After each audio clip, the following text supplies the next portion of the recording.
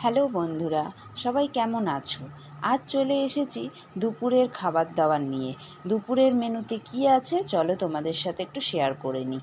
প্রথমেই আছে ভাত, ভাতের সাথে আছে গরম বাটা মাছ ভাজা, মুচমুচে করে বাটা মাছ ভাজা। আর সাথে রয়েছে থোড়, পেঁপে, আলু দিয়ে আর কুচো চিংড়ি দিয়ে একটা তরকারি করেছি, যে তরকারিটা গরম ভাতের সাথে খেতে খুব ভাল লাগে। আর সাথে রয়েছে বাটা মাছের পাতলা ঝোল, যেটা পেঁয়াজ এবং কাঁচা লঙ্কা কালো জিরে ফোড়ন দিয়ে করেছি। একদম সিম্পল মেনু, কিন্তু খেতে খুব অসাধারণ হয়েছে সব কিছুই।